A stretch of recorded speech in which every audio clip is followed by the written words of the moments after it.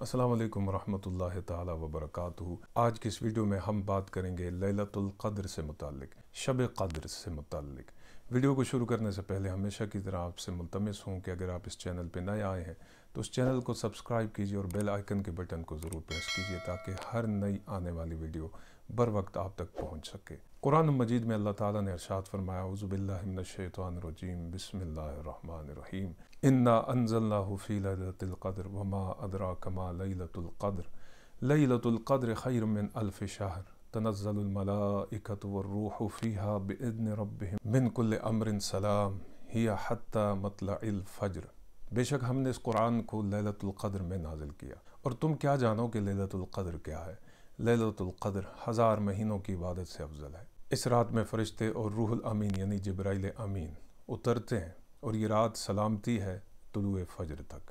اب اس رات کو لیلۃ القدر کیوں کہا گیا؟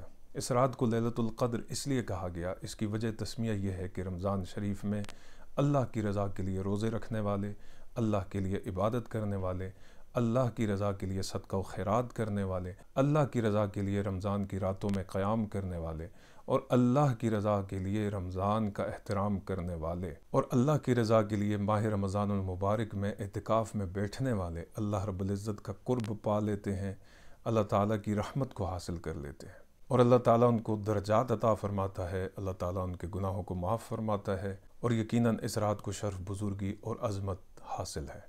اس رات میں صبح تک تجلیات الہی بندوں کی طرف متوجہ رہتی ہیں۔ اس رات میں ملائکہ آسمان سے اتر کر عبادت کرنے والے بندوں سے ملاقات کرتے ہیں۔ فرشتوں کی ملاقات اور ان کی قربت کی وجہ سے بندوں کی عبادت میں لذت اور حلاوت پیدا ہوتی ہے۔ اس رات میں لوح محفوظ سے اس دنیا کی طرف قرآن کا نزول ہوا، اور اس رات میں فرشتوں کی پیدائش ہوئی، اور اسی رات میں جنت میں باغات لگائے گئے۔ اب سوال یہ ہے کہ شب قدر کو پوشیدہ کیوں رکھا گیا ہے؟ اس کے بارے میں بتایا کیوں نہیں گیا کہ یہ کون سی رات ہے؟ نبی پاک صلی اللہ علیہ وسلم سے اسی بابت میں سوال کیا گیا، یا رسول اللہ صلی اللہ علیہ وسلم، شب قدر کون سی رات ہے؟ تو حضور صلی اللہ علیہ وسلم نے ارشاد فرمایا، شب قدر کو رمضان کے آخری عشرے کی طاق راتوں یعنی 21ویں، 23ویں، 25ویں، 27ویں اور 29ویں راتوں میں تلاش کرو۔ یہ کسی ایک رات میں ہی پوشیدہ ہوتی ہے۔ یعنی اس سے اللہ تعالیٰ کی حکمت اور منشا یہ ہے کہ اللہ کے بندے ان طاق راتوں کے اندر اٹھ کر عبادت اور ان طاق راتوں کے فیوز و برکات کو حاصل کریں اور اللہ کی رحمتوں کو پا سکیں۔ اسی طرح کچھ اور چیزیں ہیں جو اللہ تعالیٰ نے مخفی رکھی ہیں۔ اللہ تعالیٰ نے اپنے تمام ناموں کے درمیان میں اپنے اسم اعظم کو مخفی رکھا ہے۔ اب اسم اعظم کون سا ہے اللہ کا، یہ کسی کو نہیں معلوم، اس لیے کہ حکمت یہ ہے کہ بندہ اللہ کے تمام اسماء کا ورد کرتا رہے۔ اسی طرح اللہ تعالیٰ نے جمعہ کے دن ایک ایسی گھڑی چھپا کے رکھی ہے کہ جس گھڑی میں ہر قسم کی دعا قبول ہو جاتی ہے، لیکن اس گھڑی کو معین نہیں کیا گیا اور ہمیں بتایا نہیں گیا کہ وہ کون سی گھڑی ہے۔ اس کی حکمت یہی ہے کہ بندے تمام دن ذکر اور فکر میں اور عبادت میں اور اس گھڑی کی تلاش میں گزاریں۔ اس رات کو پوشیدہ اور مخفی رکھنے کی ایک اور وجہ بھی ہمیں حدیث پاک کے اندر ملتی ہے، جو بخاری شریف کے اندر موجود ہے۔ حضرت عبادہ بن صامت رضی اللہ تعالیٰ عنہ روایت کرتے ہیں کہ نبی پاک صلی اللہ علیہ وسلم یہ بتانے کے لیے تشریف لا رہے تھے کہ رمضان شریف کی آخری 10 دنوں میں کون سی رات میں شب قدر ہوتی ہے۔ اتنے میں حضور صلی اللہ علیہ وسلم جب تشریف لائے تو 2 آدمی آپس میں جھگڑ رہے تھے۔ آپ نے ان کو باہم ایک دوسرے سے جھگڑتے ہوئے دیکھا تو ارشاد فرمایا، میں تو تمہیں یہ بتانے کے لیے آیا تھا کہ رمضان کے آخری 10 دنوں کی طاق راتوں میں کون سی رات شب قدر ہے، لیکن فلاں فلاں کی لڑائی کی وجہ سے اس رات کا تعین اٹھا لیا گیا، لہٰذا اب جو کوئی بھی اس رات کو حاصل کرنا چاہتا ہے تو وہ رمضان شریف کی آخری 10 طاق راتوں میں عبادت اور ریاضت کے ذریعے سے اس رات کو پا سکتا ہے۔ سورہ قدر کا شان نزول تفسیر کبیر میں لکھا ہے کہ بنی اسرائیل میں ایک شخص تھا جو ساری رات اللہ کی عبادت کرتا اور صبح کے وقت اپنے بدن پر ہتھیار سجا لیتا اور اللہ کے دشمنوں سے جہاد کرتا۔ صبح و شام اس کا یہی معمول ہوتا ہے، یعنی رات کو عبادت اور دن کے وقت دشمنوں سے جہاد۔ چنانچہ وہ 1000 مہینے تک اسی طرح کرتا رہا۔ حضور صلی اللہ علیہ وآلہ وسلم نے جب اس کا حال اپنے اصحاب کو سنایا تو صحابہ نے عرض کیا، یا رسول اللہ صلی اللہ علیہ وسلم، یہ تو بہت خوش قسمت آدمی ہے کہ جس نے 1000 سال تک اللہ تعالیٰ کی عبادت بھی کی اور دشمنوں سے جہاد بھی کیا۔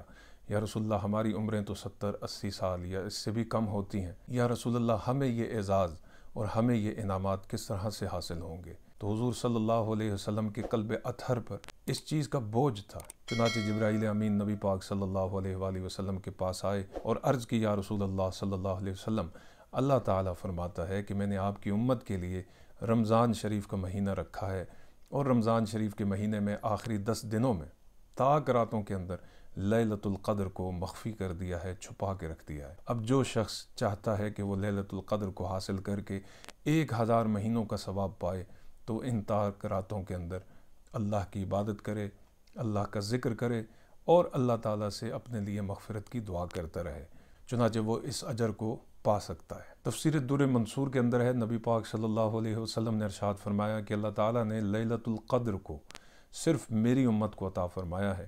یہ ایسی مقدس رات ہے کہ اس سے پہلے اللہ تعالیٰ نے کسی اور امت کو یہ رات عطا نہیں فرمائی۔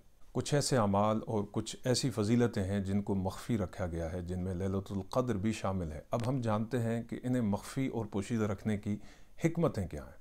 لیلۃ القدر کو رمضان شریف کی آخری 10 طاق راتوں میں چھپا دیا گیا ہے۔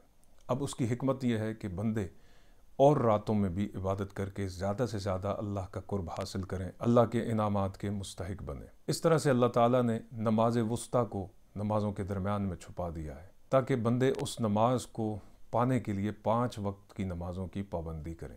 اس طرح سے اللہ تعالیٰ نے موت کا وقت چھپا دیا تاکہ خوف خدا ہر وقت قائم رہے۔ اس طرح سے اللہ تعالیٰ نے جمعہ کے دن وہ مقبول گھڑی جو ہر جمعہ کے دن میں آتی ہے، اس کا تعین بھی چھپا دیا ہے کہ وہ کس وقت میں آتی ہے، تاکہ جمعہ کے تمام دن لوگ عبادت اور فکر اور ذکر میں مشغول رہیں۔ اس طرح سے اللہ نے تمام دعاؤں میں قبولیت والی دعا کو چھپا دیا ہے تاکہ بندہ ہر وقت اس کی بارگاہ میں دعا مانگتا رہے۔ علماء نے لکھا ہے کہ لیلۃ القدر کی اگر رات معین ہوتی، یعنی ایگزیکٹ ہمیں پتہ ہوتا کہ فلاں تاریخ لیلۃ القدر ہے، تو اس رات میں عبادت نہ کرنے والا، اس رات میں نہ جاگنے والا سب کے سب مجرم ہوتے، اور یہ سب کے اوپر لازمی ہوتا کہ وہ اس رات میں جاگ کر عبادت کریں۔ لیلۃ القدر کی نشانیاں کیا ہیں؟ حضرت ابی بن کعب رضی اللہ تعالیٰ عنہ روایت کرتے ہیں کہ لیلۃ القدر جس رات کو ہوتی ہے، اس سے اگلی صبح جب طلوع ہوتی ہے تو وہ سورج بغیر شعاؤں کے طلوع ہوتا ہے۔ یہ تھوڑی دیر کے لیے ہوتا ہے۔ حضرت مجاہد رضی اللہ تعالیٰ عنہ کہتے ہیں کہ اس رات میں کوئی بیماری آسمان سے دنیا کی طرف نازل نہیں کی جاتی۔ اس رات میں تمام درخت اللہ کی بارگاہ میں سجدہ ریز ہوتے ہیں، اور اس رات میں تمام فرشتے آپس میں مصافحہ کرتے ہیں۔ اس رات میں رقت طاری ہوتی ہے، اس رات میں جسم پر لرزہ طاری ہو جاتا ہے، اس رات میں عبادت میں سرور اور کیف حاصل ہوتا ہے، اور اس رات میں ایک عجیب سی خوشبو آتی ہے۔ یہ کچھ علامات ہیں جو مختلف کتابوں کے اندر تحریر کی گئی ہیں۔